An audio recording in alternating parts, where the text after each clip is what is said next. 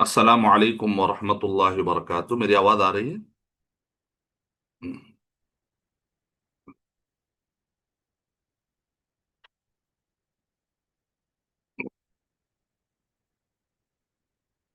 अस्सलामु अलैकुम वरहमतुल्लाहि वबरकातुह। अल्हम्दुलिल्लाहि रब्बिल आलमीन वस्सलातु वस्सलामु अला रसूलिहिल करीम व अला आलिहि व अस्हाबिहि अजमईन, अम्मा बाद। मुहतरम सामिईन किराम और सामिआत, मैं सबसे पहले अल्लाह सुब्हानहु व तआला का शुक्र बजा लाता हूँ। बेपाया दरूद व सलामती हो मोहम्मद मुस्तफ़ा सल्लल्लाहु अलैहि वसल्लम पर, आपके सहाबा कराम पर, आपके आले बैत पर और क़यामत तक आने वाले सारे मुस्लिमीन और मोमिनीन पर अल्लाह सुब्हानहु व तआला रहम व करम का मामला फरमाए।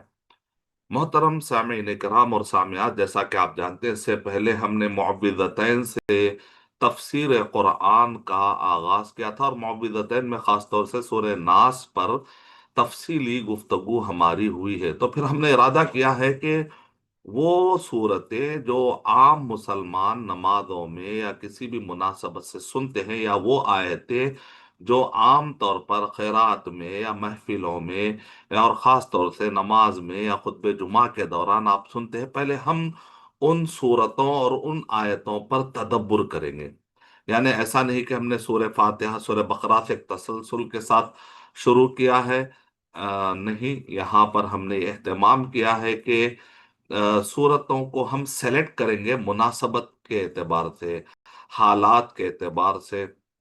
जैसा कि इससे पहले सूरह मुअव्विज़तैन से हमने स्टार्ट लिया था, क्योंकि ये सूरतों के बारे में जानने की ख्वाहिश होती है हर एक को कि भाई हम पढ़ रहे हैं, बचपन से पढ़ रहे हैं, याद कर रहे हैं और बार बार सुन रहे हैं। तो इसी तरीके से सूरह आला और सूरह गाशिया, इंशाल्लाह आज हम इस पर गुफ्तगू करेंगे इंशाल्लाह। क्योंकि सूरह आला और गाशिया के बारे में आप जानते हैं कि आप जुमा के दिन भी देखिए, अल्लाह के नबी सल्लल्लाहु अलैहि वसल्लम की सुन्नत की इत्तिबा करते हुए जुमा में भी, जुमा की नमाज में भी ये दो सूरतें पढ़ी जाती है। इसी तरीके से वितर में भी आपने देखा होगा कि अइम्मा कराम अल्लाह के नबी सल्लल्लाहु अलैहि वसल्लम की सुन्नत की इत्तिबा करते हुए, इसी तरह ईदैन के मौके पर भी आपने देखा कि सूरह आला और सूरह गाशिया पढ़ी जाती है। तो सवाल यह है कि आखिर इसके अंदर ऐसा क्या पैगाम होगा जो हमको बार बार ये सुनाई जाती है। खास तौर से अगर आप जुमा के दिन देखें तो जुमा के दिन सूरह जुमा के अंदर अल्लाह के नबी सल्लल्लाहु अलैहि वसल्लम का मिशन बताया गया है। हुवल्लज़ी बअस फिल उम्मिय्यीन रसूलन मिनहुम यतलू अलैहिम आयातिही व युज़क्कीहिम व युअल्लिमुहुमुल किताब वल हिकमा, कि अल्लाह के नबी सल्लल्लाहु अलैहि वसल्लम को भेजा गया कि वो उम्मत मुस्लिमा पर कुरान मजीद की तिलावत करे और उम्मत मुस्लिमा का तज़किया करे और किताबो सुन्नत की उन्हें तालीम दे। और इससे पहले के सारे लोग, इससे पहले कुरान में नाजिल होने से पहले लोग जो है जलाल मुबीन में थे, गुमराही में थे। तो ऐसे वक्त पर अल्लाह के नबी सल्लल्लाहु अलैहि वसल्लम को ये तीन बड़े बड़े काम देकर अल्लाह सुब्हानहू व तआला भेजा। तो हमको ये बताया जा रहा है हर जुमा में कि अल्लाह के नबी सल्लल्लाहु अलैहि वसल्लम के इस मिशन को आगे बढ़ाना है। और इसके अंदर छह अहम टॉपिक है। मक्की सूरतों के अंदर छह अहम टॉपिक है। उन टॉपिक्स पर आपको सूरह आला और सूरह गाशिया में बार बार सूरह गाशिया और सूरह आला में इन छह टॉपिक पर बेहतरीन मालूमात दी गई हैं। तो हर जुमा में हमको ये छह टॉपिक ताजा हो जाते हैं। नंबर एक, तौहीद। नंबर दो, रिसालत। नंबर तीन, आखिरत। नंबर चार, तज़किया, यानी तौहीद रिसालत आखिरत में अकीदे का जिक्र है। ठीक है। और तज़किये के अंदर अखलाक और मामला सीधे हो जाते हैं। और इसी तरीके से सूरह आला के अंदर कद अफ़लह मन तज़क्का, कद अफ़लह मन तज़क्का व ज़करा रस्म रब्बिही फसल्ला। तो गोया कि इसके अंदर जिक्र और सलाह का जिक्र हो रहा है, यानी कि दिल से जिक्र होता है, जबान से जिक्र होता है, और सलाह एक बदनी बात है। तो कल्बी इबादत, लिसानी इबादत और बदनी इबादत, تو گویا کہ عبادت کا بھی ذکر آ گیا، عقیدے کا بھی ذکر آ گیا، توحید رسالت آخرت، توحید رسالت آخرت، عقیدے کا بھی ذکر آ گیا، سورہ اعلیٰ کے اندر عبادت کا بھی ذکر آ گیا، اور تزکیے کے ذریعے سے اخلاق اور معاملات کے سدھار کا بھی ذکر آ گیا، اور سورہ غاشیہ کے اندر جنت اور جہنم کا کنسائز مختصر تعارف بھی آ گیا۔ تو گویا کہ 6 بڑے ٹاپک ہے، دیکھیں آپ، توحید، رسالت، آخرت، تزکیہ، جنت، جہنم، اور یہ 6 ٹاپک میں 4 اہم انسان کے پہلوؤں کی تربیت ہوتی ہے، یعنی انسان کے عقیدہ، انسان کے عقائد، انسان کے عبادات، انسان کے معاملات، اور انسان کے اخلاقیات۔ تو انبیاء کرام ہمیشہ سے انسان کے عقیدہ میں توحید ہونا چاہیے، یعنی توحید، رسالت، آخرت، اور انسان کی اللہ کے ساتھ جو عبادت ہے وہ اچھی ہو جانی چاہیے، اور معاملات اور اخلاق اچھے ہونا چاہیے۔ یہ سارے نبیوں کا خاص طور سے ٹاپک رہا ہے، یعنی جس کو آپ کہیے کہ عقیدہ، عبادات، معاملات، اخلاقیات، یا اس کو دوسرے طریقے سے آپ کہیے توحید، رسالت، آخرت اور تزکیہ، اور جنت اور جہنم کا تذکرہ، یہ ہمیشہ سے نبیوں کا ٹاپک رہا ہے، اور نبیوں نے اپنے اپنے قوموں کو، امتوں کو اس کی طرف توجہ دلائی ہے۔ تو سورہ اعلیٰ اور سورہ غاشیہ میں یہ اہم ٹاپک جو ہر دور میں ہر نبی نے اپنی قوم کو اور امت، سورہ اعلیٰ اور سورہ غاشیہ میں اس پر توجہ دلائی گئی۔ تو اس وجہ سے یہ 2 صورتیں ہر مسلمان کے لیے جاننا ضروری ہے کہ آخر اس کے اندر، اور یعنی جب یہ ٹاپکس ہیں تو اس کے ایک ایک لفظ، ایک آیت پر مجھے اس کا معنی معلوم ہونا چاہیے، اس کے الفاظ معلوم ہونا چاہیے، اور اس پر صحابہ نے، تابعین نے، تبع تابعین نے، اور 25 مفسرین نے کیا کیا باتیں کہی ہیں، کیا کیا اقوال، ان کے اقوال المفسرین کیا ہے، یہ ہم کو جاننا بہت ضروری ہے تاکہ ہم قرآن مجید سے اپنا لگاؤ مضبوط کرے۔ تو آئیے اس سورہ اعلیٰ کے بارے میں ہم شروعات کرتے ہیں۔ تو اللہ کے نبی صلی اللہ علیہ وسلم پر یہ مکے میں نازل ہونے والی صورت ہے۔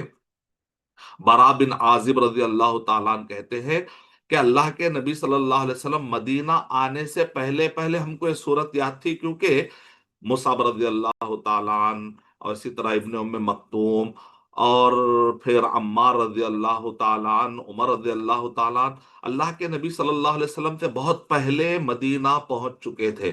اللہ کے نبی صلی اللہ علیہ وسلم نے تو بعد میں ابو بکر رضی اللہ تعالیٰ عنہ اور اللہ کے نبی صلی اللہ علیہ وسلم دونوں نے مل کر ہجرت کی، لیکن ہجرت سے پہلے بہت سارے صحابہ مکہ چھوڑ کر مدینہ جا چکے تھے۔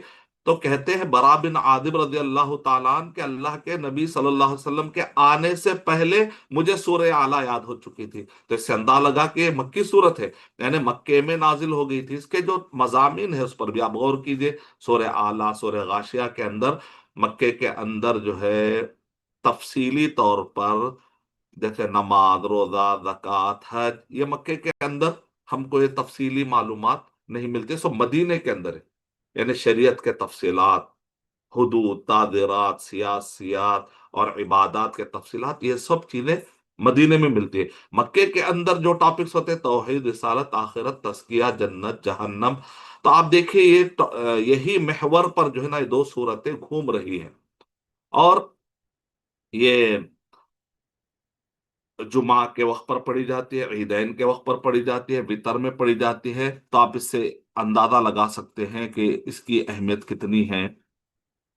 اور ایک چیز اس پہ غور کیجیے آپ کہ سورہ قیامہ سے لے کر سورہ اعلیٰ تک یہ جو صورتیں ہیں، یہاں پر داعی کے ذہن میں اٹھنے والے سوالات ہیں، چاہے سورہ قیامہ ہو، سورہ انسان ہے، سورہ مرسلات ہے، سورہ نبا ہے، سورہ نازعات ہے، اس کے بعد جو ہے سورہ تکویر کو اگر آپ لے لیں، سورہ عبسہ، اور تو تکویر، سورہ انفطار، مطففین، انشقاق، بروج، طارق، یعنی لگاتار یہ صورتیں کیا داعی کے ذہن میں توحید، رسالت، آخرت سے متعلق جو بھی شبہات یا ذہن میں اٹھنے والے سوالات ہوتے ہیں، اس کے جوابات اس کے اندر مفصل طور پہ دیے گئے۔ اگر آپ کو توحید، رسالت، آخرت پر کچھ بھی غیر مسلم سے سوالات آتے ہیں تو آپ یہ پوری صورت آپ پڑھ لیجئے، سورہ قیامہ سے لے کر سورہ اعلیٰ تک، سورہ اعلیٰ سے لے کر سورہ بینہ تک۔ یہاں پر آپ دیکھیں گے کہ اس سے پہلے مدعو، یعنی مدعو کے ذہن میں اٹھنے والے سوالات کے جوابات دیے گئے، ٹھیک ہے؟ مدعو کے ذہن میں سورہ قیامہ سے لے کر سورہ اعلیٰ تک مدعو کے ذہن میں اٹھنے والے سوالات اور اعتراضات کے جوابات دیے گئے ہیں جو دائی حل کرتا ہے۔ لیکن سورہ اعلیٰ سے لے کر سورہ بینہ تک یہاں پر دائی کے تزکیے پر زیادہ گفتگو ہو رہی ہے۔ قد افلح من تزکا، چاہے اس پہ آپ غور کیجئے، فذکر انما انت مذکر۔ تو ہم کو یہ بھی ذہن میں رکھنا چاہیے کہ کس طریقے سے یہ صورتوں کا ایک مجموعہ ایک تھیم پر ہم کو جو معلومات دیتا ہے۔ تب آئیے ہم آگے بڑھتے ہیں۔ بسم اللہ الرحمن الرحیم، سبح اسم ربک الاعلی۔ اب یہ صورتوں کو اگر ہم یونٹ کے حساب سے دیکھیں تو سبح اسم ربک الاعلی، الذی خلق فسوی والذی قدر فہدی والذی اخرج المرعى فجعله غثاء احوا۔ یہاں پر آپ دیکھیں تو اللہ سبحانہ و تعالیٰ کی عظمت پر گفتگو ہو رہی، ٹھیک ہے؟ اس کے بعد سَنُقْرِئُكَ فَلَا تَنسَىٰ إِلَّا مَا شَاءَ اللَّهُ إِنَّهُ يَعْلَمُ الْجَهْرَ وَمَا يَخْفَىٰ وَنُيَسِّرُكَ لِلْيُسْرَىٰ۔ یہاں پر دیکھیں رسالت، اللہ کے نبی صلی اللہ علیہ وسلم کی رسالت، وحی، قرآن مجید کی عظمت اور قرآن مجید کی حفاظت، یہ ٹاپک ایک یونٹ چل رہا۔ پھر اس کے بعد فذکر ان نفعت الذکری سیذکر من یخشی ویتجنبها الاشقی الذی یصلی النار الکبری ثم لا یموت فیہا ولا یحیا۔ تو یہاں پر ایک ٹاپک ہے کہ تذکیر کیجئے، اور تذکیر کرنے کے بعد آخرت کی یاد دہانی اور اللہ سبحانہ و تعالیٰ کی عظمت، توحید کا تعارف دینے کے بعد، رسالت کا تعارف دینے کے بعد کیا اثر ہوتا ہے؟ کچھ لوگ ہیں اس سے فائدہ اٹھاتے اور کچھ لوگ فائدہ نہیں اٹھاتے۔ تو یہاں پر ایک اور ایک ٹاپک شروع ہو گیا۔ اس کے بعد قد افلح ما تزکا وذکر اسم ربہ فصلی بل تؤثرون الحیاۃ الدنیا والآخرۃ خیر وابقی ان ھذا لفی الصحف الاولی صحف ابراہیم وموسیٰ۔ تو گویا کہ اس یہاں پر ایک یونٹ ہے، تو توحید کی عظمت شروع میں بیان ہو رہی، رسالت کی عظمت بیان ہو رہی، درمیان میں وعظ اور نصیحت کی اہمیت بتائی جا رہی ہے، اور نیک کوکار اور بدکار کا انجام بتایا جا رہا ہے، اور آخری کا ٹاپک میں بتایا جا رہا ہے آخرت، فکر آخرت کی اہمیت، فکر آخرت نے آخرت کو ترجیح دینے کے بارے میں۔ تو یہ 4 یونٹس میں آپ اس سورے کو بانٹ سکتے ہیں، اور سورہ غاشیہ کو آپ 3 بڑے یونٹ میں بانٹ سکتے ہیں، بلکہ 4 یونٹس میں وہاں پر بھی بانٹ سکتے ہیں آپ۔ پہلا یونٹ ہے کہ جہاں پر جہنم کا ڈسکرپشن بتایا جا رہا ہے، جہنم کی صفتیں کیسی ہے، جہنم، جہنم میں کیا کیا جو ہے عذاب ملنے والے ہیں۔ پھر اس کا جنت، اس کی ایک صفت بتائی جا رہی ہے، اس کا ایک منظر کشی کی جا رہی ہے، اور اسی طرح جنت کے اندر کیا کیا نعمتیں ملنے والی ہیں نیک لوگوں کو، ایک ٹاپک ہے۔ تیسرا ٹاپک یہ ہے اللہ سبحانہ و تعالی کی کائنات پر غور کر کے اللہ سبحانہ و تعالیٰ کی عظمت، توحید الوہیت، توحید ربوبیت، توحید اسماء و صفات، یعنی تو اللہ کی عظمت سمجھنے پر ابھارا جا رہا ہے۔ پھر آخر میں پھر رسالت کا ذکر آ رہا ہے، آخرت میں پھر رسالت کا ذکر آ رہا ہے، اور اللہ کے نبی صلی اللہ علیہ وسلم کا پوزیشن بتایا جا رہا ہے کہ آپ زبردستی کر کے کسی کو بھی کلمہ نہیں پڑھا سکتے، آپ ایک مذکر ہے، آپ ایک ریمائنڈر ہے۔ تو سورہ اعلیٰ اور سورہ غاشیہ میں آپ دیکھیں ٹاپک سیم ہے، توحید، رسالت، آخرت، ادھر بھی توحید، رسالت، آخرت، اور درمیان میں تزکیہ ہے اور نصیحتیں، ہے نا؟ سیم ٹاپک ہے لیکن انداز الگ الگ ہے۔ یہی علماء کیا کہتے ہیں کہ تنوع پایا جاتا ہے۔ تنوع کا مطلب یہ ہے کہ ایک آدمی غذا کھاتا ہے، لیکن ایک دن وہ بریانی کھاتا ہے، ایک دن اس کی ڈش الگ ہوتی ہے، اس کی ڈش الگ ہوتی ہے۔ پھل بھی کھاتا ہے تو ایک دن الگ قسم کا میوہ کھاتا ہے، دوسرے دن الگ قسم کا میوہ، کیونکہ انسان کے اندر ایک تنوع پایا جاتا ہے، اس کے مزاج میں، اس کی فطرت میں ایک تنوع کی کیفیت پائی جاتی ہے کہ وہ تنوع یعنی کہ نئے نئے رقم کے نئے نئے انداز سے وہ سمجھنے کی کوشش کرتا ہے. تو علم لینے میں بھی تنوع پسند ہوتا ہے انسان. تو یہاں پر دیکھیں تو سورہ اعلیٰ کے اندر اگر آپ غور کر کے دیکھیں گے تو پہلے توحید، پھر رسالت، پھر آخرت کا ذکر ہے. لیکن سورہ غاشیہ میں پہلے آخرت کا ذکر ہے، پھر توحید اور رسالت. یعنی مطلب بتایا جا رہا ہے کہ ایک آدمی نے اچھے طریقے سے توحید اور رسالت اچھی طریقے سے سمجھ لی تو آخرت کا مرحلہ آسان ہو گیا. آپ ایسے اگر انداز میں سمجھیں گے تب بھی یہ ٹاپک کی اپنی اپنی ایک لاجک ہے جو انسان کو سمجھنے کی ضرورت ہے. سورہ غاشیہ میں ہے کہ اگر آدمی آخرت پر جتنا اچھا طریقے سے ایمان لائے گا تو اس کی توحید اور اس کی رسالت مضبوط ہو جائے گی. یعنی وہ کتاب و سنت کو مضبوطی سے پکڑے گا.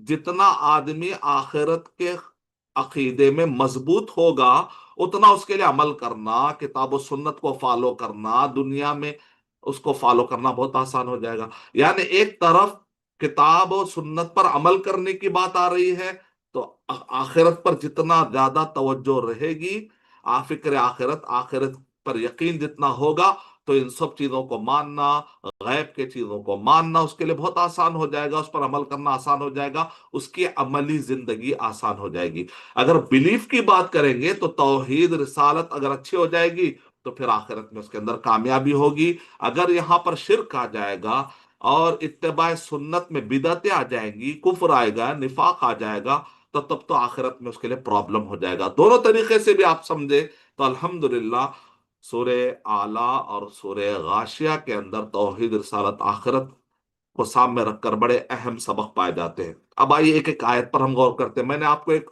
اوور ویو تو دے دیا ہے سمجھانے کے لیے. سبح اسم ربک الاعلی، تسبیح بیان کیجئے اپنے اس رب کی جو ذات اور صفات میں اعلیٰ ہے. دیکھیں ترجمہ کتنا پیارا ترجمہ میں نے کیا. دراصل شیخ ابن عثیمین رحمت اللہ علیہ کی تفسیر پڑھتے ہیں نا تو ترجمے کے اندر ایک چاشنی آ جاتی ہے. بڑا تفسیری ترجمہ اس کو آپ کہہ سکتے ہیں. تفسیری ترجمہ یعنی کہ شیخ البانی رحمت اللہ علیہ کہتے ہیں کہ قرآن مجید کا ترجمہ نہ کہے بلکہ قرآن مجید کا تفسیری ترجمہ کہے. کیوں؟ اس لیے کہ قرآن مجید کا ڈائریکٹ ترجمہ کرنا کسی انسان کے بس کی بات نہیں ہے، کیونکہ ایک ایک ورڈ میں پانچ پانچ معنی ہوتے ہیں بعض اوقات. تو ترجمے میں آپ کہتے ہیں اس لیے تفسیری ترجمہ. تو آپ کہیں گے بھائی اس کا ایک مفہوم ہے، اس مفہوم کا ہے ترجمہ. جیسے آپ دیکھیں سعودی عرب میں بھی آپ دیکھیں translation of the meaning of the Quran کیا لکھا، ٹرانسلیشن آف دا قرآن لکھا ہوا نہیں ہوتا. سعودی عرب کے اگر آپ قرآن مجید کے جو تفسیری جو ترجمے آتے ہیں نا اس کے انگلش میں کیا لکھا ہوا تھا، translation of the meaning of the Quran, ترجمۃ معانی القرآن. قرآن مجید کے جو مفاہیم ہیں ہم اس کا ترجمہ کر رہے ہیں.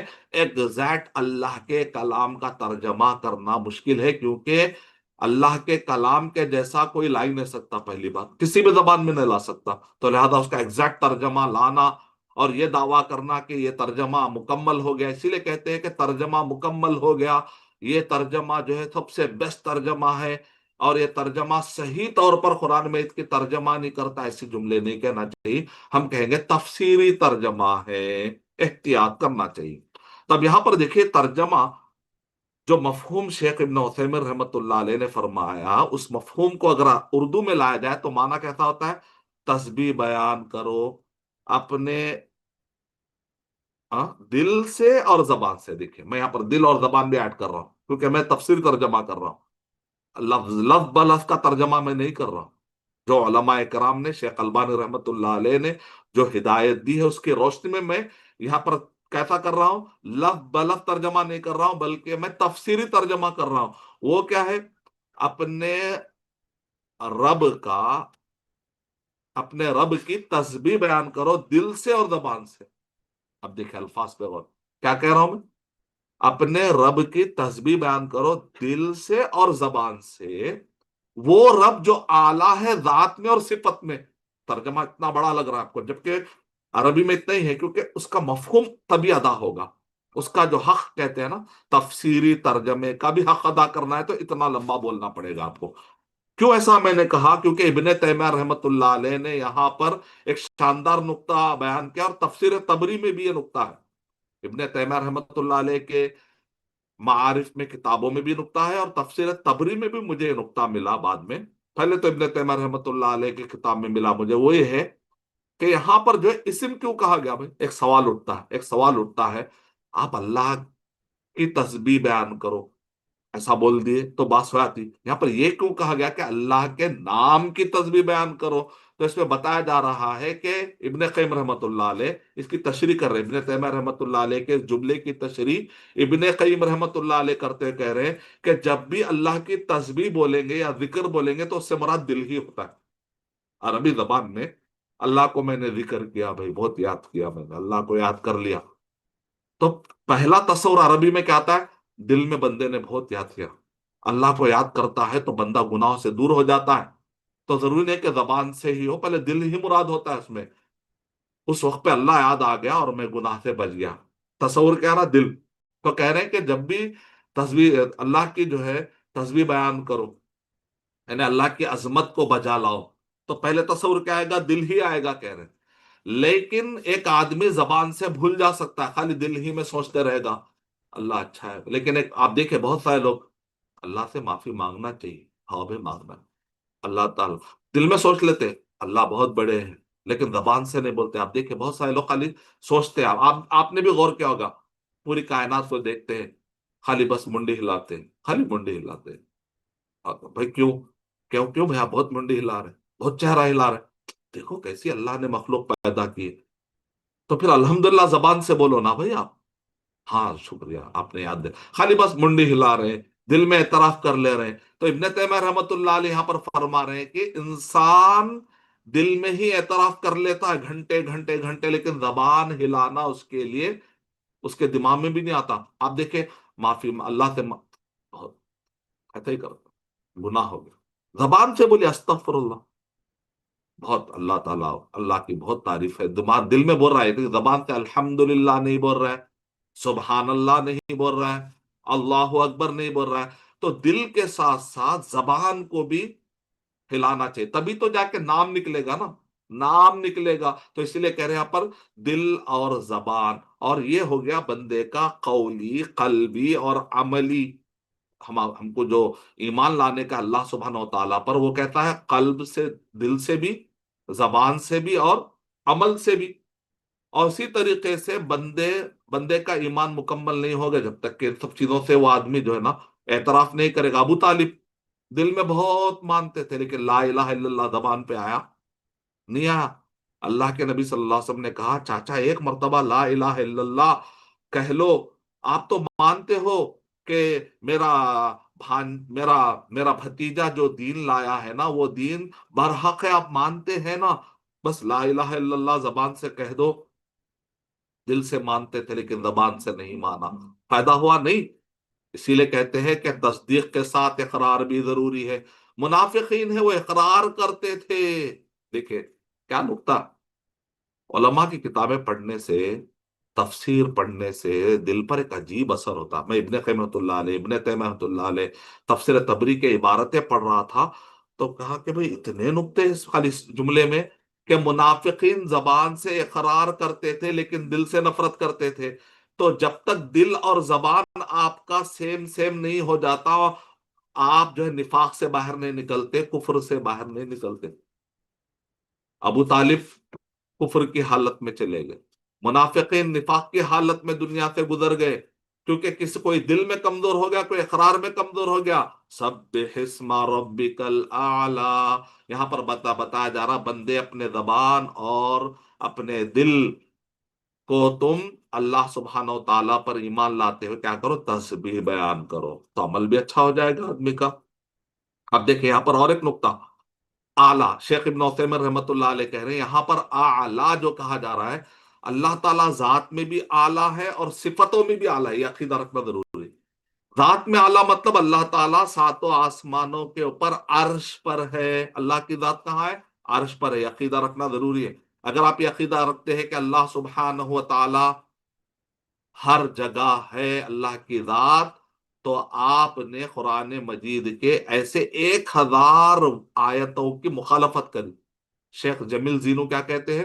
اگر کوئی شخص یہ کہتا ہے کہ اللہ تعالیٰ کہاں ہے مجھے نہیں معلوم، اللہ تعالیٰ عرش پہ ہے یا نہیں ہے، میں شک میں ہوں، یا کہاں ہے مجھے نہیں معلوم، میں اللہ کو عرش پر جو ہے نا نہیں کہتا ورڈ، اور نعوذ باللہ اگر وہ یہ کہہ دیتا ہے کہ اللہ تعالیٰ ہر جگہ ہے، نعوذ باللہ کہ اللہ کی ذات ہر جگہ ہے، تو وہ 1000 آیتوں کی مخالفت کرتا ہے اس سے۔ وہ 1000 میں سے ایک آیت کو سے اللہ، یہاں پر اللہ تعالیٰ الرحمن علی العرش استوا، ذات کے اعتبار سے اللہ اعلیٰ ہے، اور صفتوں میں اعلیٰ کا معنی کیا ہے؟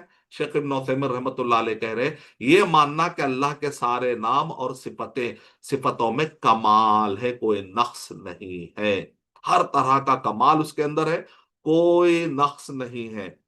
سبح اسم ربک الاعلی۔ اچھا، بندہ جب تسبیح بیان کرتا ہے تو اس کے اندر کیا معنی آتا ہے؟ کہہ رہے اس کے اندر تنزیہ، تقدیس، تعظیم، 3 معنی آتے ہیں۔ شیخ خالد السبت ایک مفسر ہیں جنہوں نے پی ایچ ڈی کیا آج کے دور میں تفسیر قرآن میں، وہ کہہ رہے ہیں کہ جب تسبیح بیان کرتے ہیں تو اس کے اندر 3 معنی آتے ہیں۔ تنزیہ یعنی ہر عیب سے پاک۔ تسبیح کا معنی کیا ہے؟ ہم سبحان اللہ بچپن سے پڑھ رہے ہیں، لیکن آج تک ہم کو نہیں معلوم۔ اسبح سبحان اللہ، میں اللہ کی تسبیح بیان کرتا ہوں، اس کا مطلب کیا ہے؟ میں عقیدہ رکھتا ہوں کہ اللہ تعالیٰ سارے عیبوں سے پاک ہے، وہ عظمت والا ہے اور وہ بڑی مقدس ذات ہے، اس میں کسی بھی طریقے کی بدتمیزی یا گستاخی میں نہیں کر سکتا، یہ مطلب ہے مقدس ہے، بڑی بڑی عزت، تعظیم، اور ہر عیب سے پاک ہے وہ ذات، یہ عقیدہ رکھتا ہوں، اس کو کہتے ہیں تسبیح۔ تو مطلب یہ نکلا کہ ایک آدمی سبحان اللہ کہتا ہے تو اللہ سبحانہ و تعالی ہر عیب سے پاک ہے، یعنی اللہ تعالیٰ کا کوئی شریک ہے کیا؟ تو آپ کہیں نہیں نہیں، کوئی شریک نہیں۔ اگر میں کہوں گا کہ اللہ کا کوئی شریک اور پارٹنر ہے تو میں بدتمیزی کر رہا ہوں، اللہ سبحانہ و تعالیٰ کی شان میں گستاخی کر رہا ہوں۔ میرا رب پارٹنر سے پاک ہے، شرک سے پاک ہو گیا، بس کفر سے۔ میرا رب، اگر کوئی رب کا انکار کر دے تو پھر وہ بندہ جو اللہ سبحانہ و تعالیٰ کی تسبیح بیان نہیں کر رہا۔ تسبیح بیان کرنے کا مطلب یہ ہے کہ بندہ اپنے آپ کو کفر سے پاک کرے، شرک سے پاک کرے، نفاق سے پاک کرے۔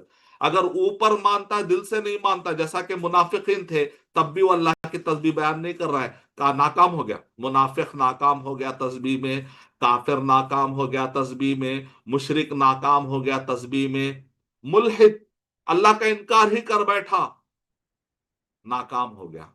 ایک ہوتا ہے ایگنوسٹک، ایک ہوتا ہے ایتھس۔ ایتھس نے انکار کر دیا خدا کا۔ ایگنوسٹک کہتا ہے کہ میں شک میں ہوں کہ خدا ہے یا نہیں ہے، مجھے نہیں معلوم، میں خاموش ہوں۔ اس نے بھی بدتمیزی کر دی، اس نے بھی جو ہے اللہ سبحانہ و تعالیٰ کی تسبیح بیان نہیں کی۔ اب ایک ہے مسلمان ٹائپ کا، وہ کہتا ہے اللہ ہے بھائی لیکن ہر جگہ ہے، بولتا ہے کیا کہتا ہے؟ اللہ تعالیٰ ہے لیکن ہر جگہ ہے، وحدت الوجود، تسبیح بیان نہیں کی، تو نے تسبیح بیان نہیں کی۔ وہ سارے مسلمان جو وحدت الوجود کے قائل ہیں اللہ کی تسبیح بیان نہیں کر رہے۔ تم اللہ سبحانہ و تعالیٰ کے بارے میں تم کو عقیدہ رہنا چاہیے کہ وہ عیبوں سے پاک ہے، تم تسبیح بیان نہیں کر رہے۔ وحدت الوجود، وحدت الشہود، یہ بولنے والا بھی ناکام ہو گیا تسبیح میں۔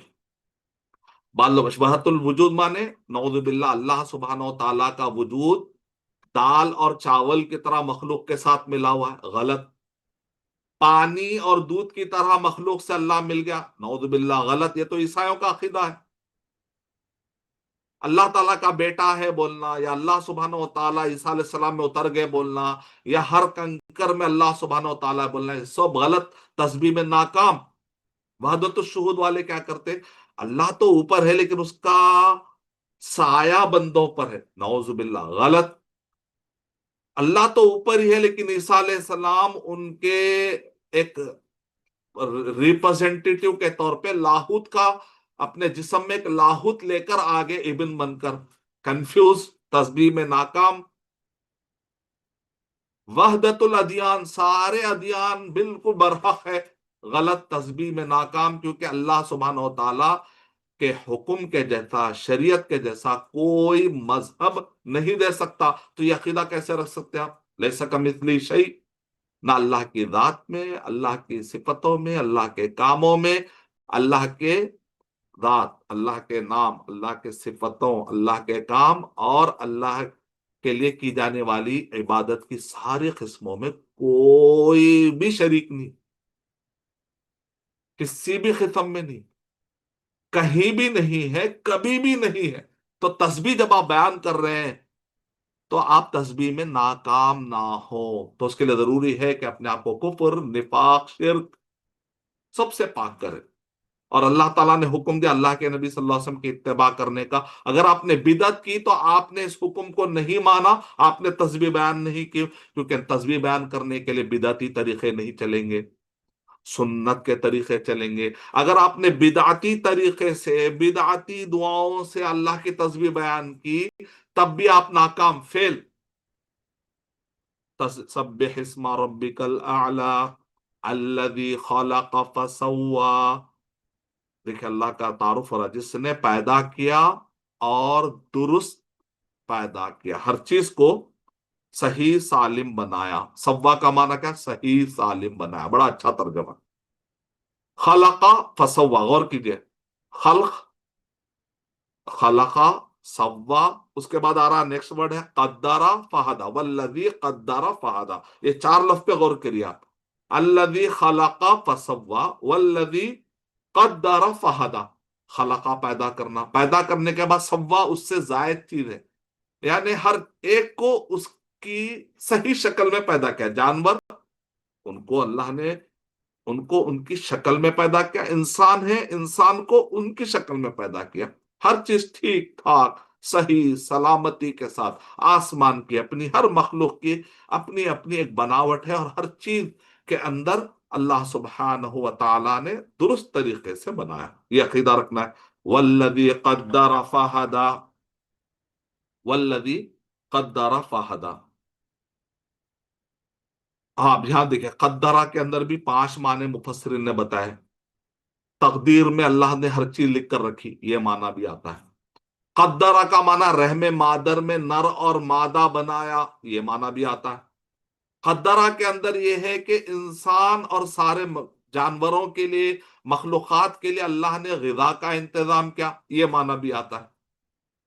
اور اللہ سبحانہ و تعالیٰ نے سارے انسانوں کو دنیا میں زندگی گزارنے کے لیے جو جو عقل کی ضرورت ہے اور اسباب چاہیے ایک زندگی گزارنے کے لیے، اللہ نے وہ سب چیزیں عطا کی، یہ معنی بھی آتا ہے۔ چوتھا معنی یہ بھی آتا ہے کہ انسان کے لیے دنیا میں گزارنے کے لیے، شریعت پر چلنے کے لیے، سچے اور صحیح اور غلط راستے میں امتیاز کرنے کے لیے اللہ سبحانہ و تعالیٰ نے وحی نازل کی۔ بندوں کو جو ہر زمانے میں اللہ سبحانہ و تعالیٰ نے ہدایت کے لیے انبیاء بھیجے، کتابیں بھیجے، اور آخری نبی محمد صلی اللہ علیہ وسلم کو اللہ تعالیٰ نے بھیجا نبی اور رسول بنا کر۔ اب آپ خاتم النبیین ہیں، اب آپ کے بعد کوئی نبی اور رسول آنے والے نہیں ہے، کوئی کتاب نازل ہونے والی نہیں ہے۔ اب قیامت تک کے لیے اللہ نے کتاب اور سنت کو محفوظ کر دیا۔ تو اگر آپ یہ کہیں گے کہ اللہ تعالیٰ نے بندے کو صحیح اور غلط میں فرق کرنے کے لیے رہنمائی کی، تو وہ بھی صحیح ہے۔ اللہ نے ایک ایسی عقل دی ہے کہ جس کے ذریعے سے بندہ دنیا گزارنے کے لیے اپنے عقل کو اپلائی کرتے بہت سارے مسئلے حل کر لیتا ہے، وہ بھی معنی اس کے اندر آ گیا۔ ابن قیم رحمت اللہ علیہ فرما رہے ہیں یہ سارے تفسیروں میں آپس میں کچھ بھی کانٹرڈکشن نہیں ہے، کیونکہ ہدایت کے اندر سارے معنی آتے ہیں، ہدایت کے اندر سارے معنی آتے ہیں کہ اللہ سبحانہ و تعالیٰ نے قدرہ کے اندر یہ سارے معنی آتے ہیں، ہدایت جبلی، ہدایت ارشاد اور ہدایت توفیق۔ کیا مطلب ہے؟ ہدایت جبلی کا مطلب یہ ہے کہ بچہ پیدا ہوتا ہے، بچے کو کس نے بتایا کہ یہاں جو ہے ماں سے جو ہے دودھ پینا، جانور ہے، وہ جانوروں کو کس نے بتایا کہ یہ گھاس کھانا ہے اور یہ گھاس نہیں کھانا ہے؟ آپ دیکھیں جانوروں کو اگر آپ جو ہے کبھی آپ بقرعید میں کے موقع پر بھی جانوروں کو اگر آپ لے جاتے ہیں نا، تو وہاں پر آپ دیکھیں کہ کوئی چیز اگر اس کو سمجھ میں نہیں آتی نا، تو اپنے چہرے کو جو ہے ہلا کر جو نہیں کھاتا، کچھ اور چیز کھاتا ہے۔ کیوں؟ اس کو معلوم ہے کیا کھانا اور کیا نہیں کھانا۔ یعنی ایسا نہیں کہ آپ دیکھیں جو گوشت نہیں کھانے والے جانور ہیں وہ گوشت نہیں کھاتے، وہ جو ہے چارہ کھاتے ہیں، اور جو چارہ نہیں کھانے والے جانور ہیں وہ چارہ نہیں کھا کے گوشت کھاتے ہیں۔ اب ان سب کو کس نے بتایا؟ گھونسلہ چڑیا دیکھے کیسا پیارا گھونسلہ بناتی ہے، اور جانوروں کو دیکھے ان کے شکار کرنے کے لیے وہ لوگ کتنے سارے پلاننگ کرتے ہیں جانور بھی۔ یہ سب چیزوں کو دیکھ کر اگر آپ کتاب الحیوانات پڑھیے، جاہز ایک شخص ہے جاہز، امام جاہز کہتے ہیں اپنے الحیوانات، تو اب الحیوانات دی میری بہت ساری کتابیں لکھی گئی ہیں، وہ کتابیں اگر آپ پڑھتے رہیں گے نا تو آپ دیکھیں گے، اور آج کے دور میں تو زوالوجی، باٹنی، ہاں، یہ سب چیزیں دیکھیں گے تو آپ کو اندازہ لگے گا کہ اللہ تعالیٰ نے کائنات میں ایک پورا کیسا سسٹم بنایا۔ تو فطری طور پہ انسان کو اللہ تعالیٰ نے ایک ایسی عقل دی جس کے ذریعے سے وہ بہت سارے چیزیں جان لیتا ہے۔ قرآن اور حدیث میں ہر چیز آنا کوئی ضروری نہیں ہے کہ اللہ نے عقل بھی دی، قرآن اور حدیث کیا کرتی ہے؟ اس عقل سے ہونے والے غلطیوں پر رہنمائی کرتی ہے۔ اب قرآن مجید میں بعض لوگ جو ہر چیز تلاش کرنے کی کوشش کرتے ہیں، اس میں ڈائناسور کا ذکر کہا ہے، اس میں گھر بنانے کا پلان کہا ہے، گھر بنانے کا طریقہ کہا ہے۔ وہ تو اللہ نے آپ کو عقل دی ہے نا، کامن سینس ہے، اس کے ذریعے سے آپ تخلیقی اللہ نے تخلیقی ایک فکری آپ کے اندر اللہ تعالیٰ نے ایک قوت تخلیق دی ہے، یعنی ہر چیز کو آپ نیا نیا انوویٹ کرتے ہیں، دنیاوی اعتبار سے نئے نئے چیزیں آپ جو ہے بناتے ہیں۔ یہ اللہ نے کامن سینس دیا، عقل کے اندر ایک طاقت دی ہے۔ شریعت کیا کرتی ہے؟ اس میں رہنمائی کرتی ہے کہ اس میں حلال کیا ہے، حرام کیا ہے، صحیح کیا ہے، غلط کیا ہے، تاکہ بندہ جو صحیح راستے پر جائے، غلط راستے پر نہ جائے۔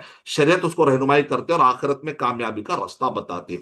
تو یہ فرق ہے۔ تو آدمی کی حیات ہو، عقل ہو، ایک کو کہتے ہیں ہدایت جبلت، فطری طور پر ہدایت۔ ہدایت کی اور ایک قسم کیا؟ علم۔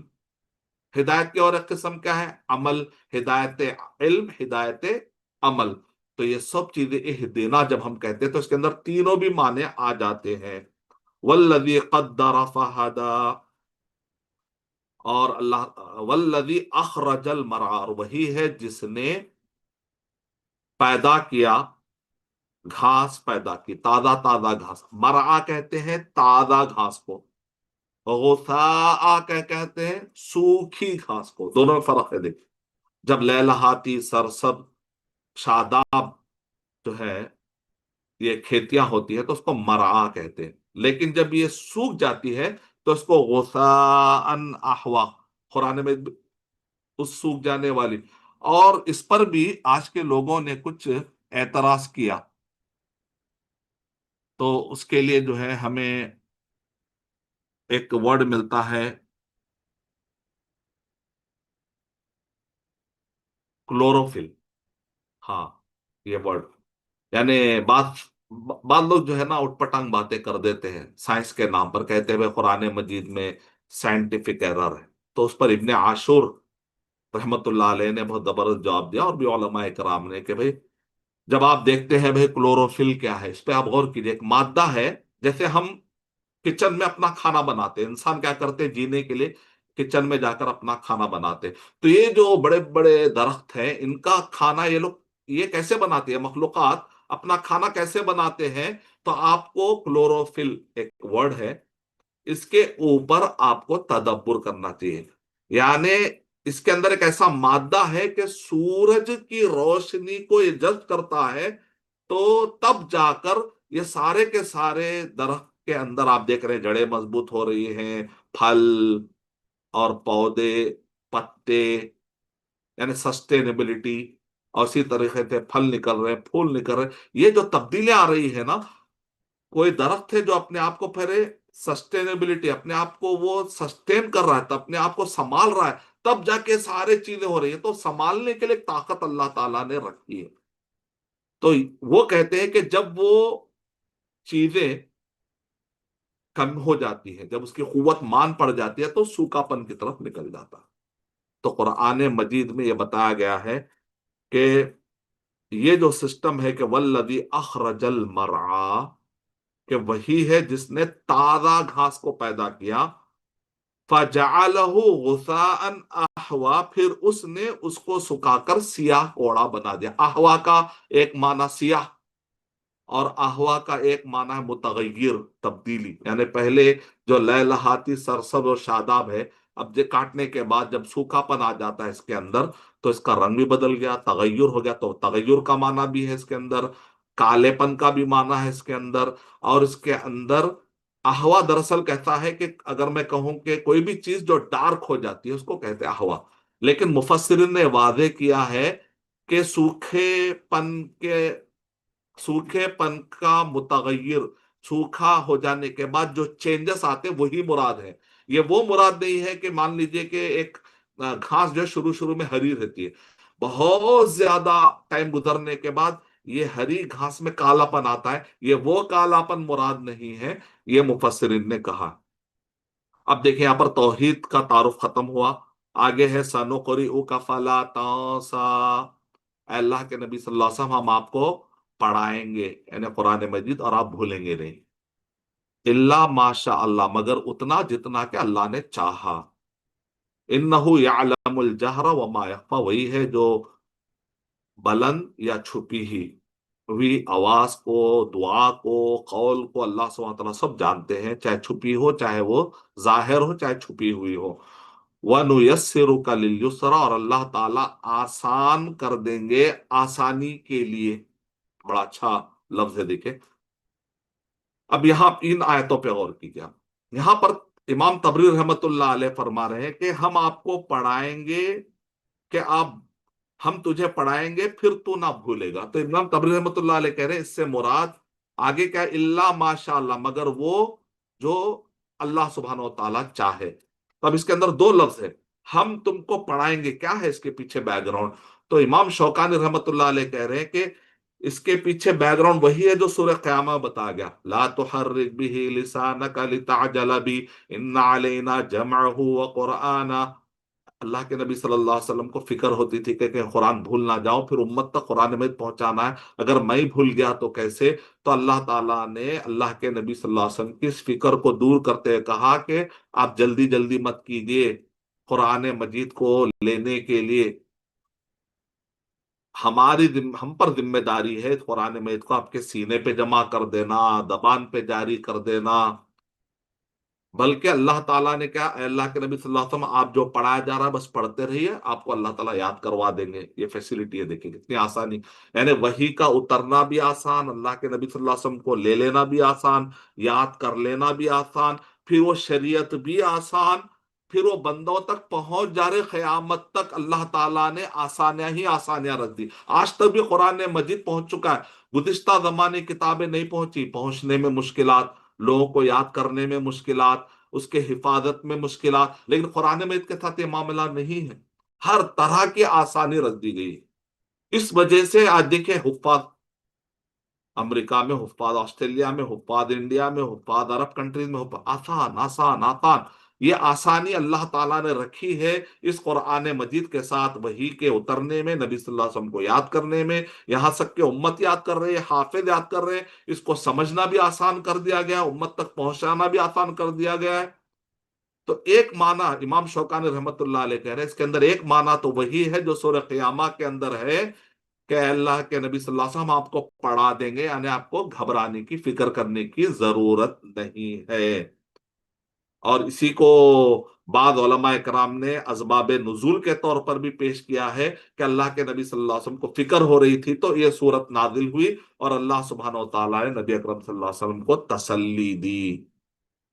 اور یہاں پر ایک معنی ہے جو امام طبری رحمت اللہ علیہ نے ایک بہت بڑے اشکال اور ایک بہت بڑے ڈاؤٹ کو دور کر دیا، اللہ جزائے خیر عطا فرمائے، الا ماشاء اللہ، مگر وہ جو اللہ نے چاہا۔ تو بعض اورینٹلسٹ کو بنیاد بناتے دیکھو اللہ تعالیٰ کچھ بھلا بھی دیا ہے، اس کا مطلب قرآن مجید پورا محفوظ نہیں ہے، کچھ بھول بھی گئے ہوں گے اللہ کے نبی صلی اللہ علیہ وسلم، نعوذ باللہ، وسوسہ ڈالتے۔ یہاں پر کیا کہہ رہے ہیں، اللہ نے جو چاہا، اللہ نے اگر منسوخ کر دیا، قرآن مجید میں ہے سورہ بقرہ سورہ نمبر 2 کے آیت نمبر 106 پڑھ لیجیے آپ، ما ناسخ من آیت او نوسیہا نأتی او ننسیہا نأتی بخیر منہا او مثلہا، کہ امام طبری رحمت اللہ علیہ کہتے ہیں اللہ نے جو منسوخ کر دیا آیتوں کو، اللہ اس کو بھلا دے گا، ختم، پورا ڈاؤٹ کلیئر کر دیے امام طبری رحمت اللہ علیہ۔ کیا چیز بھولتے ہیں؟ جو چیز قرآن مجید کا حصہ ہے وہ بھول جائیں گے؟ نہ نہ نہ، وہ تو اللہ تعالیٰ، اللہ کے نبی صلی اللہ علیہ وسلم جو ہے نا، ایک مرتبہ ایک صحابی کو کہا کہ جزاک اللہ خیرن، تم نے مجھے یاد دلا دیا، تو اس سے ہی بعض لوگوں نے ڈاؤٹ نکالنے کی کوشش کی کہ اللہ کے نبی صلی اللہ علیہ وسلم بھول جاتے تھے. نہیں، وہاں پر وہ معنی میں نہیں ہے. یعنی مثال کے طور پہ آپ کہتے ہیں اچھے ٹائم پہ آپ نے آیت یاد دلا دی، اس کا مطلب یہ نہیں کہ بھول گئے، اس کا مطلب یہ کہ تم نے رائٹ ٹائم پہ اس کا ذکر کیا، یہ مطلب ہوتا ہے. اذکرتنی، ہاں جو حدیث میں لفظ ہے، اس کا مطلب یہ نہیں کہ بھول گئے تو یاد دلائے، تم نے رائٹ ٹائم پہ اس کا ذکر کیا بھائی، یہ مطلب ہے تم نے بہترین ریمائنڈر کیا، جیسے آپ کہتے ہیں وہ معنی بھی ہے ذکر میں. اور ابن تبری رحمۃ اللہ علیہ کہہ رہے ہیں کہ اللہ تعالیٰ نبی صلی اللہ علیہ وسلم کو بھلاتے ہیں. کون سی؟ وہ آیتیں جو منسوخ ہو گئی. منسوخ آیتوں کو یاد رکھنے کا کچھ فائدہ بھی تو نہیں ہے. اگر بھول بھی گئے تو کوئی پرابلم کی بات نہیں، کوئی بڑی بات نہیں، کوئی پرابلم کی بات نہیں، کوئی مشکل کی بات نہیں ہے. تو لہذا اس کو خواہ مخواہ کے اورینٹلسٹ نے جو بنایا ہے، اس کے بھی آپ جوابات دیجئے. میں اپنے تفسیر کے دوران میں کوشش کر رہا ہوں کہ سننے والوں کو وہ سارے سوالات کے بھی جوابات دے دوں، تاکہ کالجز میں یا کہیں انٹرنیٹ پر آپ کو سوالات آئیں تو بڑی آسانی کے ساتھ آپ حل کریں انشاءاللہ. انہو یعلم الجہر وما یخفی، اللہ تعالیٰ ہر بلند آواز اور چھپی آواز سب کو جاننے والا. اس کے اندر اقوال بھی مراد لیا ہے، افعال بھی مراد لیا ہے، خود یہ دعا بھی مراد لیے ہیں بعض مفسر. اور بعض مفسر نے کہا کہ اللہ کے نبی صلی اللہ علیہ وسلم جو ہے یہ جو وحی لے رہے تھے جبرائیل السلام سے اور لوگوں تک پہنچا رہے تھے. اللہ تعالیٰ ہر چیز کو جانتے ہیں، نہیں میری تم نگرانی میں ہو، ڈرنے کی بات نہیں ہے. وَنُيَسِّرُكَ لِلْيُسْرَى، ہم آسانی کر دیں گے آسانی کے لیے. تو اس کے اندر یسرا میں دو معنی ہیں، یعنی زندگی بھی آسان کر دیں گے، شریعت بھی آسان کر دیں گے. اور آپ نے دیکھا کہ 5 ایسے قاعدے ہیں جس پر پورا قواعد فقہیہ گھوم رہا ہے. 5 ایسے قاعدے ہیں جس پر پورے قواعد فقہ، یعنی 4,000 قاعدے ہیں. قواعد فقہ میں کتنے؟ 4,000 قاعدے جس سے علماء مسئلے مسائل حل کرتے ہیں. تو وہ پورے جو ہے 5 بڑے قاعدے پر گھوم رہا ہے. اس پر میری کتابیں پڑھ لیجیے آپ، القواعد الفقہیہ، جو میں نے شیخ سلیمان الروحیلی سے میں نے ڈائریکٹ پڑھی تھی. تو اس کو میں نے 85 نقطے پوائنٹ کی شکل میں جمع کیا ہے، انگلش میں اور اردو میں. تو abmqurannotes.com سے اس کو ڈاؤن لوڈ کر لیجیے. تو اس کے اندر ایک ہے المشقۃ تجلیب التیسیر. یہاں پر شیخ سعدی رحمۃ اللہ علیہ کیا کہہ رہے ہیں؟ فی کل امر نابہ تعسیر. کیا کہہ رہے ہیں؟ کہ شریعت پہلے سے آسان ہے. شریعت اللہ نے ایسی سخت نہیں کی، جیسا کہ پچھلی امتوں میں نافرمانی کی وجہ سے اللہ نے بڑے سخت احکامات دیے تھے نا، ویسا اس شریعت پر، اس امت پر اللہ نے بہت آسانی کی کہ پہلے شریعت پہلے سے آسان ہے. پھر اگر بندے کو کچھ تکلیف ہوتی ہے تو اللہ اور آسانیاں پیدا کر دیتے. مثال کے طور پہ نماز ہے، دن میں جو ہے اگر آپ دیکھیں تو 45 منٹ میں پورے نمازیں، 5 وقت کی نمازیں آسانی سے ادا کر، 1 گھنٹہ بھی رکھ لیا تو باقی کے 23 گھنٹے، آپ دوسرے کام کر سکتے ہیں. دنیا کے کاموں میں آپ کے لیے جو ہے کوئی رکاوٹ نہیں ہے. پھر اگر بندہ سفر میں ہوتا ہے تو قصر، پانی سے وضو کرنا ہے، عاجز ہو جائے تو پھر تیمم. اگر بندہ ٹھہر کے نہیں پڑھ سکتا ہے، پیروں میں درد ہے تو بیٹھ کے پڑھ سکتا ہے. آسانیوں پر آسانی، اس کو کہتے ہیں آسانی ہے حیات میں اور شریعت میں آسانی ہے. اب آگے دے فذکر ان نفعت الذکریٰ، اے اللہ کے نبی صلی اللہ علیہ وسلم نصیحت کیجئے اگر ذکرہ نصیحت کرنے میں آسانی ہو. اگر ان نفع، اگر نصیحت فائدہ دے. کیا مطلب نصیحت فائدہ دے؟ تو اس میں ایک معنی یہ کہا شیخ سعدی رحمت اللہ علیہ نے اپنی تفسیر میں کہا کہ اگر نصیحت فتنہ بن جائے تو وہاں پر نصیحت نہیں کرنا. نصیحت کرنے کے بعد لڑائی جھگڑا بہت زیادہ بڑھ جا رہا ہے تو کرنے کی ضرورت نہیں ہے، انتظار کرو. ابن رجب رحمت اللہ علیہ نے بھی قاعدہ بتایا کہ اگر فساد بڑھ رہا ہے تو وہاں پر ابھی منکر کو مت ٹوکو، لیکن اگر فساد ختم ہونے کا یقین ہے تو منکر پر ٹوکنا واجب ہے. لیکن فساد بڑھے گا یا نہیں شک میں ہے تو تھوڑی دیر ویٹ کرو. یہ سب علماء کرام نے توقف اختیار کرو. ایسا کیوں کہا گیا؟ تاکہ منکر ہٹانے کے بہانے اور بڑا منکر نہ آ جائے. ٹھیک ہے. امام شوکانی رحمت اللہ علیہ نے یہاں پر دوسرا معنی بتایا، کہا کہ نہیں، قرآن میں ایک اسلوب سے پتا چلتا ہے کہ قرآن مجید جو ہے نا ایک بات کرتا ہے اور باقی کی بات خود بخود معلوم ہو جانے کی وجہ سے وہ بات الفاظ میں نہیں آتی لیکن وہ سمجھی جاتی ہے. تو اس پر علامہ جرجانی نے زبردست کتابیں لکھی ہے، امام واحدی رحمت اللہ علیہ نے، امام شوکا بلاغیین نے اس پر زبردست، جیسے تقیکم الحرہ، کہ لباس اس لیے بنایا گیا تاکہ تم کو گرمی سے بچائے، تو کیا سردی سے نہیں بچاتا؟ تو کہتے ہیں سردی سے بچانا خود بخود مانا آتا ہے، تو قرآن مجید کا یہ اسلوب ہے، تو ایسے کئی مثالیں دی۔ اس کی روشنی میں امام شوکانی رحمت اللہ علیہ، امام واحدی رحمت اللہ علیہ، جرجانی اور بڑے بڑے علماء کیا کہتے ہیں؟ کہتے ہیں کہ چاہے نصیحت فائدہ دے یا نہ دے، آپ کا کام ہے، ذمہ داری ہے پہنچانا۔ اگر آپ خطبہ جمعہ دے رہے ہیں، قوم عمل کرے یا نہ کرے، آپ کا کام ہے بولتے رہنا، بولتے رہنا، ہو سکتا آج نے تو کل اثر کرے گا، یہ معنی بھی اس کے اندر ہے۔ اور ایک بھی معنی علماء کرام نے لیا، وہ یہ ہے کہ لوگوں کو تم ان کے مراتب فہم کے اعتبار سے بولو، یعنی ان نفعات الذکرہ میں یہ معنی ہے، جیسا علی رضی اللہ تعالیٰ کہتے ہیں، لوگوں کلم الناس علی قدر عقولہم، لوگوں کے عقل کے اعتبار سے بات کرو، جہاں پر جو بات رکھنا ہے وہ رکھو۔ بڑے پڑھے لکھے لوگوں کے پاس تفصیل سے بولتے ہیں آپ، عام لوگوں کے لیے کچھ باتیں بولتے ہیں، لیکن آپ کہتے ہیں میں اہل علم کے درمیان جیسا بولتا ہوں عوام میں ویسا نہیں بول پاتا، کیونکہ وہاں کے سمجھنے کا جو معیار ہے وہ بہت اونچا ہوتا ہے، یہاں پر کم ہوتا ہے، تو ہر بات ہر جگہ بولنے کی نہیں ہوتی، یہ بھی معنی لیا ہے علماء کرام نے، یعنی حکمت کے تحت بولو۔ اب اس کے اندر جب ہم تذکیر کرتے ہیں تو دو گروہ وجود میں آتے ہیں، ایک گروہ کیا ہے؟ وَيَتَجَنَّبُهَا الْأَشْقَى، جو بدبخت ہوگا وہ جو ہے نصیحت سے فائدہ نہیں اٹھائے گا، الَّذِي يَصْلَى النَّارَ الْكُبْرَى، اور یہ بدبخت کیا ہوگا؟ کبرا، بڑی آگ میں داخل ہوگا۔ شیخ ابن عثیمین رحمۃ اللہ علیہ نے فرمایا کہ دنیا کی جو آگ ہے وہ چھوٹی آگ ہے، اور قیامت کے دن جو جہنم کی آگ ہے وہ 69 درجے، یعنی دنیا میں جو آگ ہے وہ 70 میں سے ایک حصہ ہے، تو بچ گئے کتنے؟ 69 نا، تو کہہ رہے 69، دنیا کی آگ کو آپ 69 مرتبہ ملٹیپلائی کریں گے تو جہنم کی آگے دیکھیے، اللہ اکبر۔ دنیا کی آگ میں انگلی نہیں ڈال سکتے ہم، جسم کیسے ڈالیں گے؟ قیامت میں جہنم میں جو جائے گا اس کا پورا جسم ڈالا جائے گا، 70 گنا زیادہ اس کی شدت ہوگی۔ آگ آگ میں ہی فرق ہے نا بھائی، اللہ حفاظت کرے۔ تو یہ بڑی آگ میں، جو بڑی آگ میں جائے گا، ثم لا يموت فیہا ولا یحیا، ولا یحیا، جہاں پھر وہ نہ مرے گا نہ جیے گا۔ کیا مطلب؟ بات کہتے ہیں بھائی مرے گا نہ جیے گا، کیا مطلب؟ یعنی ایسی موت نہیں آئے گی کہ اب مر کے چلو راحت ہوگی، چلو موت آ گئی، نہیں، موت بھی نہیں ہے۔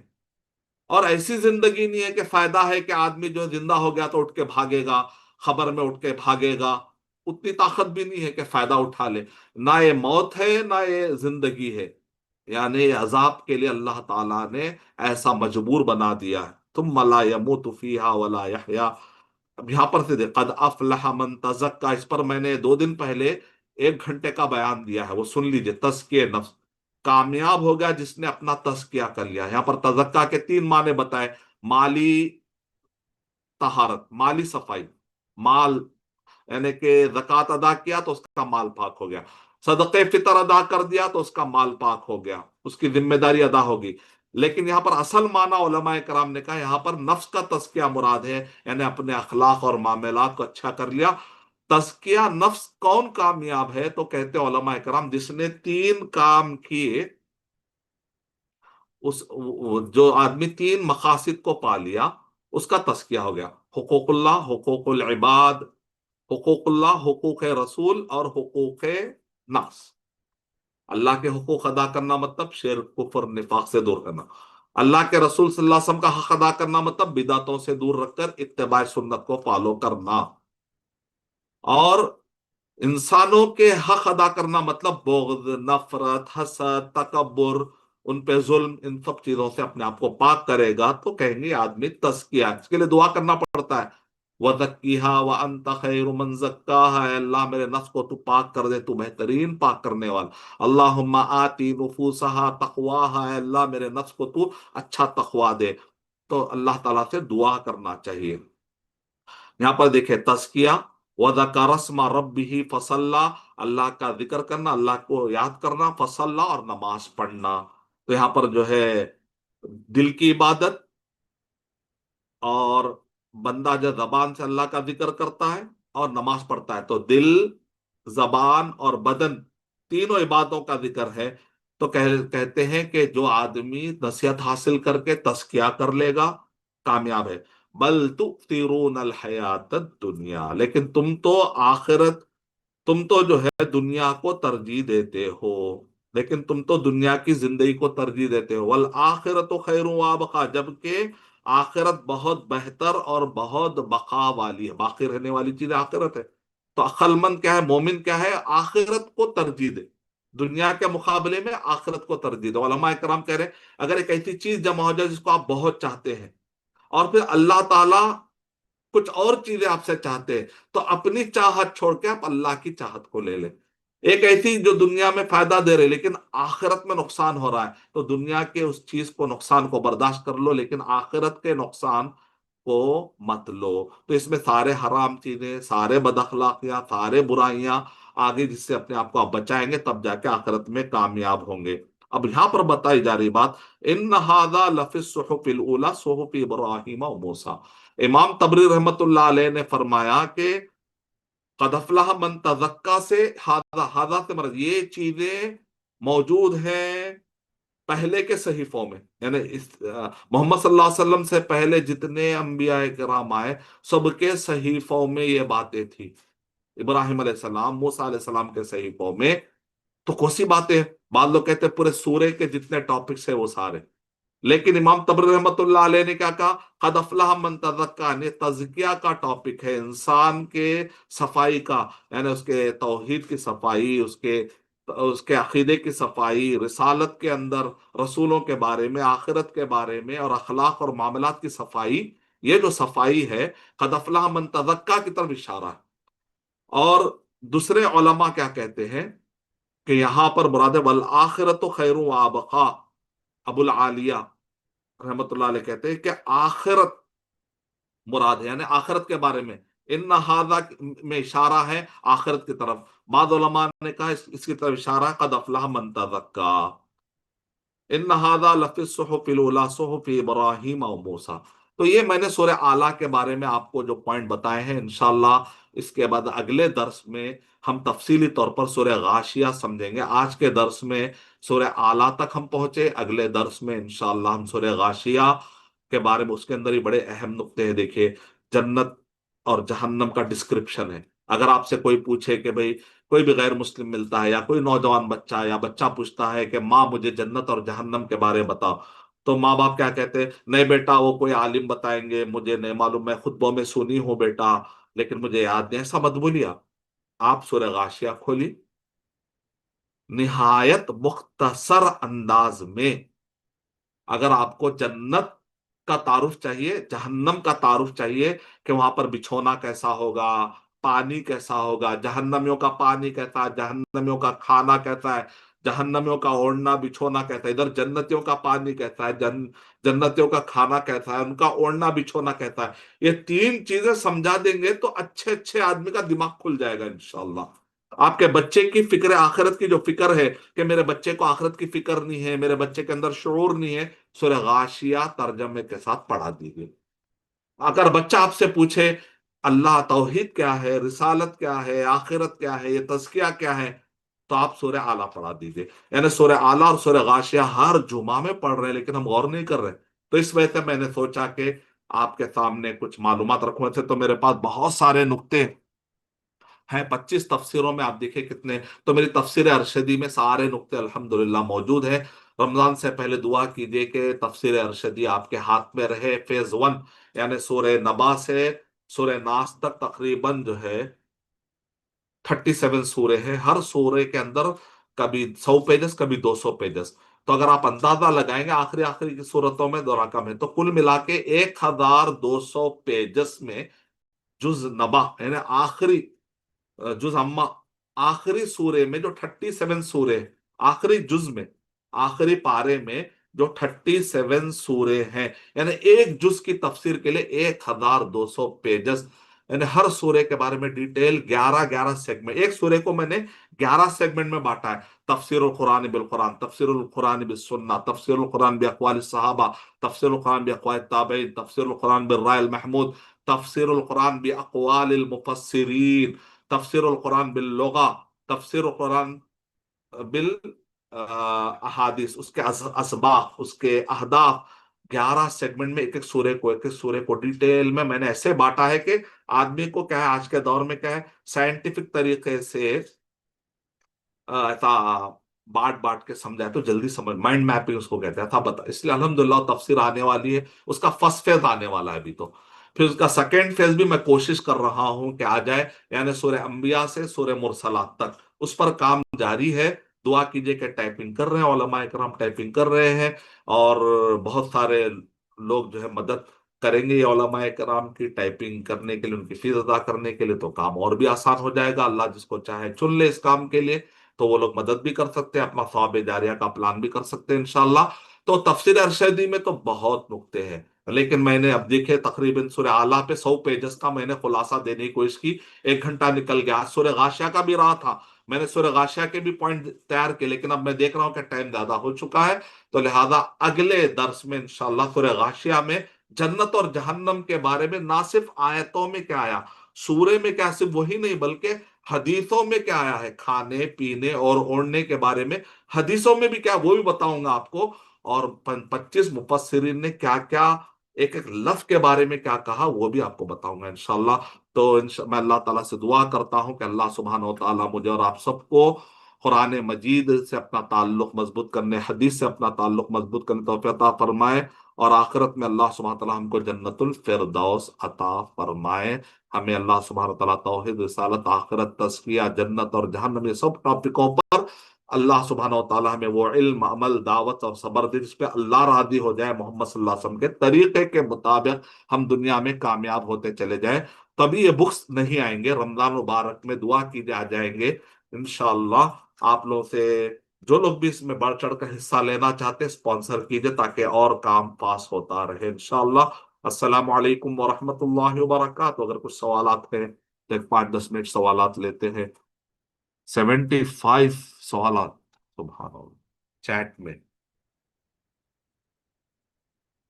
کیا ہے سوالات، چیٹنگ میں بہت سارے پوائنٹس ہیں۔ ہاں، میرے بکس اگر آپ کو حاصل کرنا ہے تو آپ لکھ لیجئے کوئی www.abmqurannotes.com، دیکھتے ہیں، دیکھتے ہیں، ABM قرآن نوٹس ڈاٹ کام آ گیا، اس کے اندر ہے بکس، لیکن اب یہ تفسیر تو ابھی نہیں آئے گی، البتہ پرانے 10-15 سال سے میں نے اہداف اور اسباق پہ کام کیا ہے، ہر جز کا مختصر تعارف وہ مل جائے گا آپ کو، ہر سورے کا مختصر تعارف وہ مل جائے گا، قرآن میں سے 4000 سبق وہ مل جائیں گے، اہداف اور اسباق قرآن، وہ کتابیں آپ ڈاؤن لوڈ کر کے پڑھ سکتے ہیں انشاءاللہ۔ مجھے پوچھنا تھا کہ ایک اسٹیٹ پہ سنگر کا ڈیتھ ہوا، کچھ سوالات ہیں تو آپ لوگوں کا آڈیو کھولتا ہوں میں، تو آپ لوگ سوالات کر سکتے ہیں، میوٹ آل میں نے الو کیا ہے، دیکھیے آپ لوگ۔ السلام علیکم شیخ۔ وعلیکم السلام ورحمۃ میں حدیثاں پڑھا رہی ہوں بچوں کو، مجھے ایک حدیث سمجھ میں نہیں آئی، یہ ان ابی عبداللہ نعمان بن بشیر رضی اللہ تعالی عنہ قال سمعت رسول اللہ صلی اللہ علیہ وسلم یقول ان الحلال بین و ان الحرام بین و بینہما امور مشتبہات لا یعلمہن کثیر من الناس۔ اس کے آگے سے مجھے تھوڑا سمجھ میں آیا نہیں۔ ومن اتقى الشبہات فقد استبرأ لدینہ وعرضہ۔ ہاں، اس کا معنی کیا ہے شیخ؟ جی ہاں، میرا ایک درس ہوتا ہے، درس حدیث، تو اس میں نے 5000 سبق، 50 حدیثیں ہر مسلمان کو جاننا ضروری ہے، 40 نویہ، اس کے اندر یہ حدیث موجود ہے، جی اور یہ حدیث کی تشریح میں تقریباً 100 پوائنٹس میں نے جمع کیے ہیں، تو انشاءاللہ میں آپ کو میرا نمبر ہے 00919290621633، واٹس ایپ کریں گے تو میں آپ کو وہ حدیث کی تشریح پر جو نوٹس ہے وہ آپ کو بھیج دوں گا انشاءاللہ. تو اس کے اندر 100 سبق ہے. اس کا مطلب مختصر یہ ہے، ویسے تو پورے 100 پیجز میں ہے ایک حدیث کی تشریح، اور وہ بک بھی آنے والی ہے. دعا کریے کہ ٹائپنگ کا کام آسان ہو. علماء کرام ٹائپ کر رہے ہیں، میرے پورے نوٹ جمع کر رہے ہیں میرے آڈیو اور ویڈیو سے. تو اس کے اندر یہ ہے کہ ایک آدمی کو چاہیے کہ اگر کسی چیز میں اس کو شک ہے، شبہ ہے کہ یہ حرام ہے یا حلال ہے، تو حلال ہے سمجھ کے فوراً آگے نہ بڑھے جب تک کہ حلال کا یقین نہ ہو جائے. اس پہ تقوی کی بات بتائی جا رہی. شیخ نیکسٹ اس جو میں وہ ہاتھ کچھ اٹھائیں گے، شیخ اس میں محبوبہ یہ ہے نا. اعظمی بہن جو ہاتھ اٹھائے. ابھی ہمیں انسٹیٹیوٹ کی طرف سے یہ رہنمائی ملی ہے کہ جو ہاتھ اٹھائے ان سے موقع دیا جائے. تو محترمہ محبوبہ اعظمی صاحبہ، آپ نے ہاتھ اٹھایا، سوال کی. جی استاد، مجھے پوچھنا تھا ون بائی کہ جی ایسا ہے کہ ہمارے اسٹیٹ میں ساؤنڈ ایک سنگر کا ساؤنڈ کم ہے. ڈیتھ ہو گیا. اچھا، میں زیادہ زور سے نہیں بول پاؤں گی. اچھا، ہمارے اسٹیٹ میں ایک سنگر کا ڈیتھ ہو گیا تھا، اور اس کی وجہ سے پورے اسٹیٹ میں ایسا ماحول ہے کہ سبھی لوگ شرک کرے. Even the Muslims are praying, مطلب اس کا پوجا کرے، ان کا فوٹو لگا کے. اور بہت سارے لوگوں کو پتا بھی نہیں کہ وہ شرک کرے. اب یہ کیا کرے کہ مطلب کیسے سمجھا لوگوں کو؟ گروپ ہے ہمارا الحمدللہ، تو وہاں پہ اوپنلی بول سکتے کیا کہ یہ تم لوگ شرک کرو؟ لوگوں کو ایسے سمجھا سکتے ہیں کیا؟ مطلب ریمائنڈر کیسے دے کہ یہ شرک ہے؟ نہیں، فوٹو لگانے سے شرک ہو جاتا بول رہے ہیں آپ؟ نہیں خالی نہیں، فوٹو لگا کے پوجا کرے. فوٹو لگا کیا کر رہے ہیں؟ پوجا. اچھا، پوجا کر رہے ہیں. تو آپ مسلمانوں کو بولنا اسلام میں شرک غلط ہے بولتا رہا.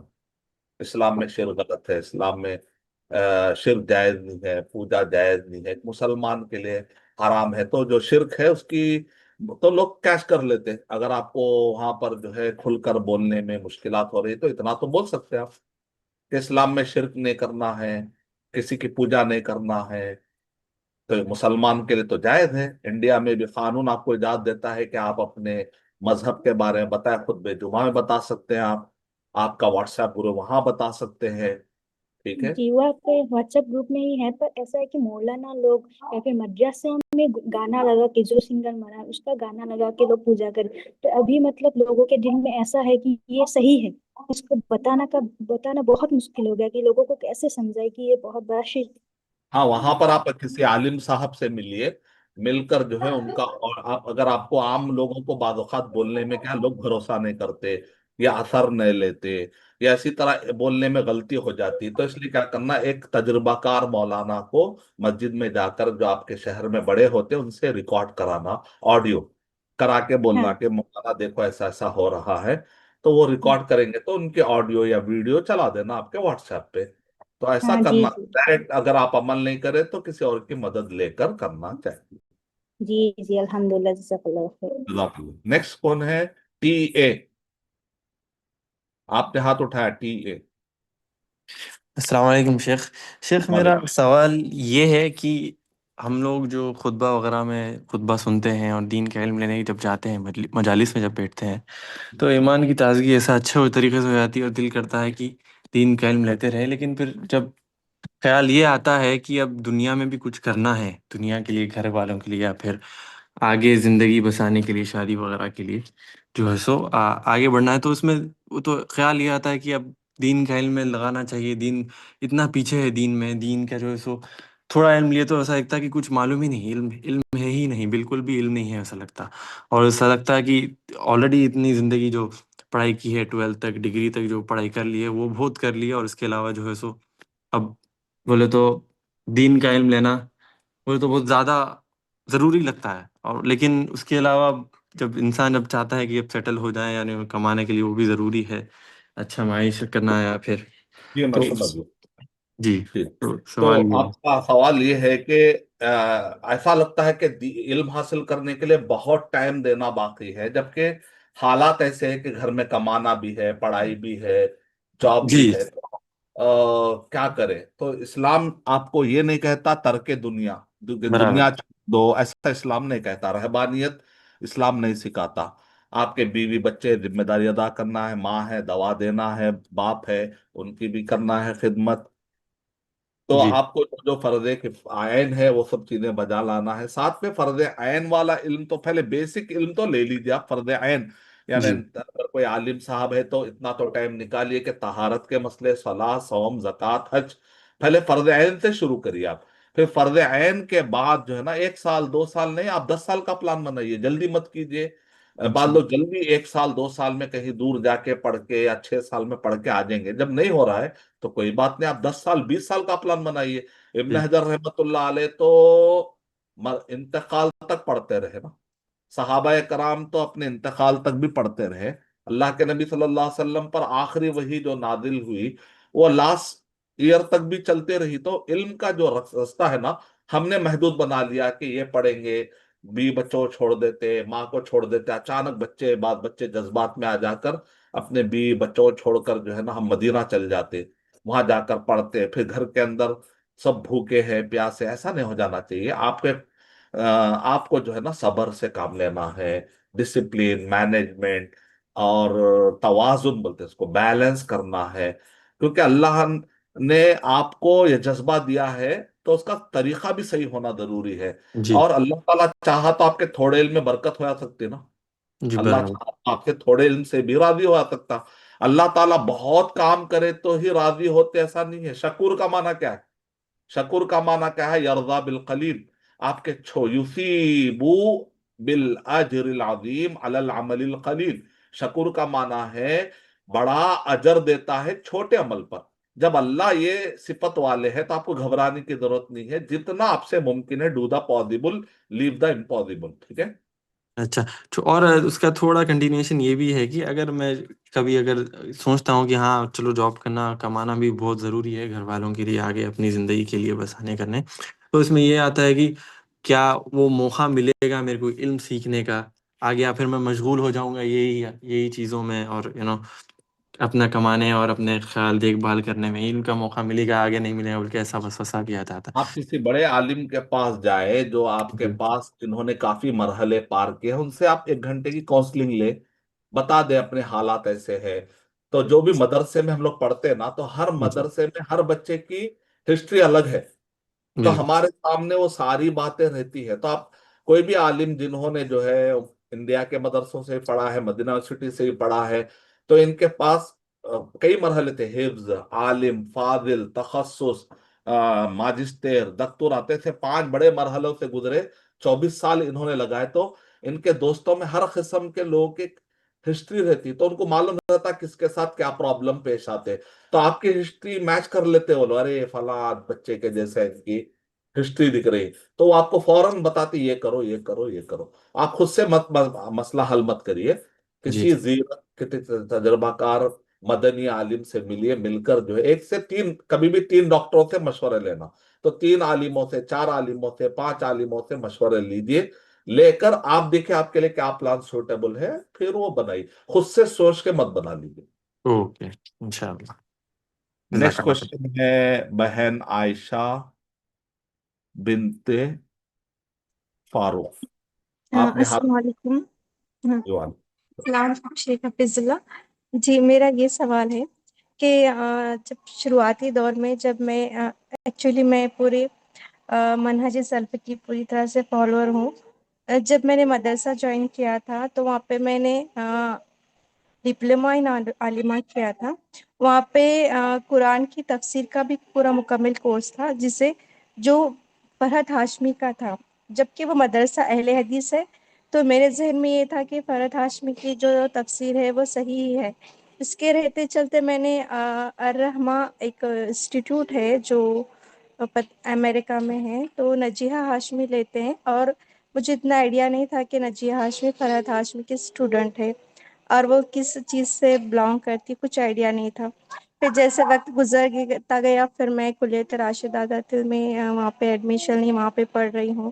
پھر میں نے جی ایل اے میں آپ کے اسٹوڈنٹ بھی ہوں. پھر جب اتنے سارے علم حاصل کرنے کے بعد مجھے ایسا لگا کہ میں جہاں سے پڑھ رہی ہوں وہ چیز اور وہ ادارہ منہج سلف کا نہیں ہے، اور اس میں کچھ عقیدے کا لے کر کچھ کمیاں مجھے محسوس ہوئی.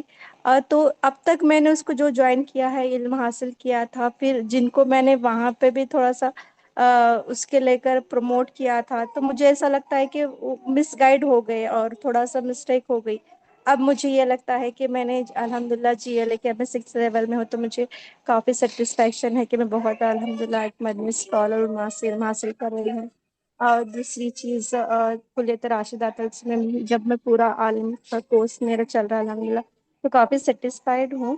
تو جو چیز وہاں پہ ہے تو اس کو لے کر میرا کچھ جو عقیدہ ہے تو وہ میں صحیح ہوں ایسا مجھے لگتا ہے کہ وہ ان کے عقیدے میں کمیاں ہیں. تو مجھے اور سب کو یہی گائیڈ کرنا ہے کہ اس چیز کو، راستے کو چھوڑ کر ہٹ جائیں. یہ میں اب فی الحال تو یہ گائیڈ کر رہی ہوں، تو یہ صحیح ہے.